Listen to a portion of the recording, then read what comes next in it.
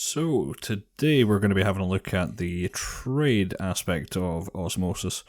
What we're going to do here is we're going to take some native tokens in, which has already been explained in a previous video, which I'm going to link to in the top right of the screen. If you haven't seen that already, go give that a watch if you're interested in knowing how to deposit or withdraw funds from Osmosis. But today I have started off with a small starting amount inside Osmosis, which is just a small bit of Atom.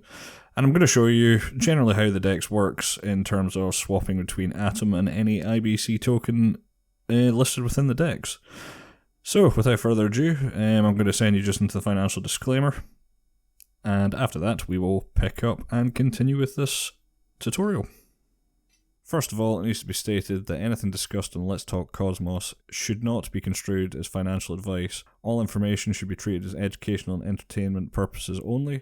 Cryptocurrencies are incredibly volatile. Any investments in this space should be discussed with a qualified financial advisor. Please be safe, please do your research, and as stated before, only ever risk what you're able to afford.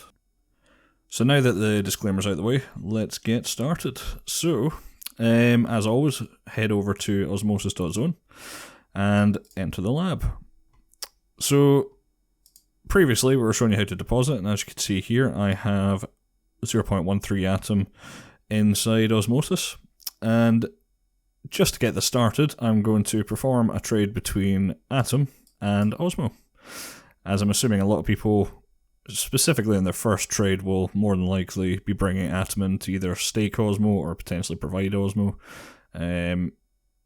You've got to remember, as much as I'm just doing this between Atom and Osmo, this will work between Atom and any other token that you want, and I'll show you how to do that. So, if we head over to the trade tab, you're going to see essentially this page here, and on the right hand side you're going to see the swap tool. So there's a few things to look for here. So as I said before, I deposited a small bit of Atom, and you can see that my available balance is displayed here. So in terms of what I have in terms of being able to trade, I have 135,597 Atom. There's two options next to that, where you could either specify that you want to put all of it in for the swap, you could put half of it in, or if you just want to specify an actual independent number, you can do so just by typing in the number. Fairly straightforward. If the token isn't Atom that you had deposited, you can click on this and a drop down will open. You could search for the token name, so if you had, let's say, pulled stars off the native stars chain into Osmosis, you would be able to either search for stars, as you can see stars has popped up, or as we said here, it's just standard drop down, so scrolling, don't recommend it. It's beginning to add up with the amount of networks that are now IBC compatible, but yeah, so you can see stars there. But because obviously we're dealing with Atom here, I'm just going to say perform at max amount, and you'll see the dollar amount as well. And you similarly have the option to select the token that you want to exchange it for. So in this case, I've got Osmo selected. But as I was saying beforehand, this is a fairly generic tutorial in the sense of this is going to show you how to do it to Osmo, but it could quite easily, in fact, transfer it to Ion, AKT. Literally, if you want to say Atom to anything, again, click on the drop down, select your token, and off to the races. So I'm just going to leave this as Osmo, as that's the one that I'm planning on doing the swap for. And you'll get just a rough breakdown of what fees are going to be involved here. So it first of all talks about the rate, which discusses the token it's going from and how much that is equal to. So 1 Atom, the currency that we're going from, is going to equal 3.233 Osmo, which is the token it's going to. However, that's not how much we're going to get here, because obviously we're only swapping 0.135597. So that number is not going to be 3.23 that we get out of this. It's going to be whatever this works out as after the swap fee. So the swap fee is just standard 0.3%. This is just how much you're going to get charged as part of this transaction. And something to be aware of is slippage.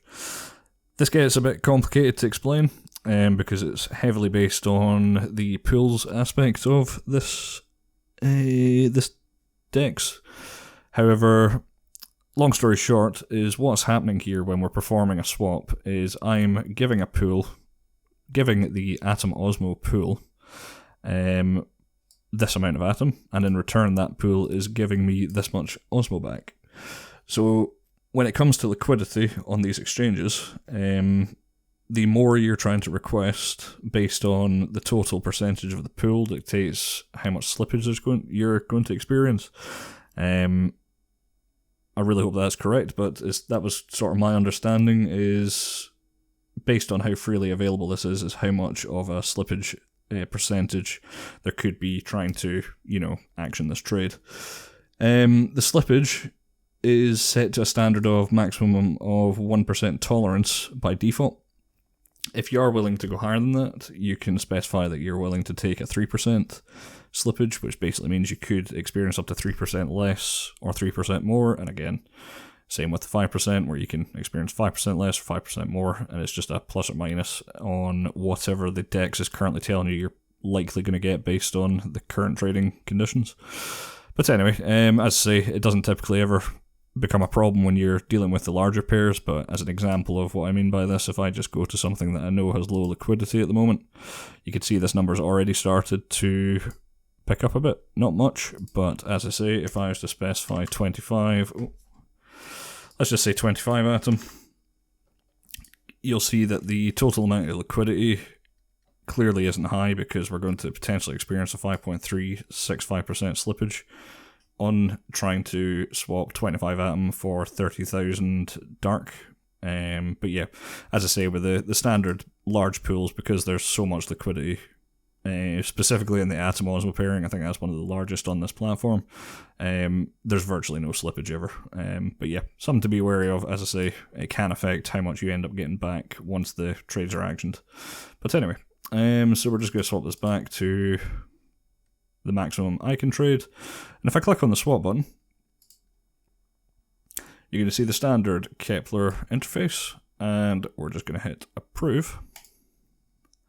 And again, because I've got a hardware wallet, I'm going to have to go through the painful process of unlocking this and getting us started. 1 second.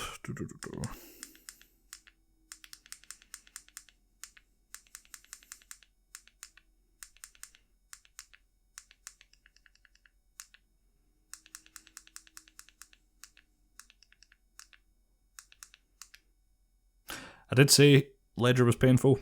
Ledger, love your device. Don't take that the wrong way. Just when you've got the maximum size password, it can be a right nightmare every time you're doing these. Yeah, so sorry. So now that I am logged into my Ledger device, I can just press the continue button, verify the transaction, which if you didn't have a Ledger hardware wallet, you wouldn't need to do any of this, it would have just went through. And the transaction is broadcasting, and the transaction was successful.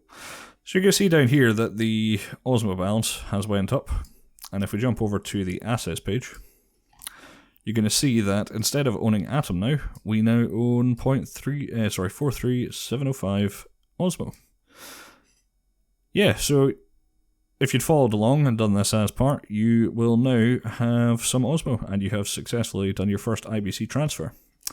So with that first transfer being done, as I say, feel free to swap between any of these different networks, have a look at what they offer, and go from there.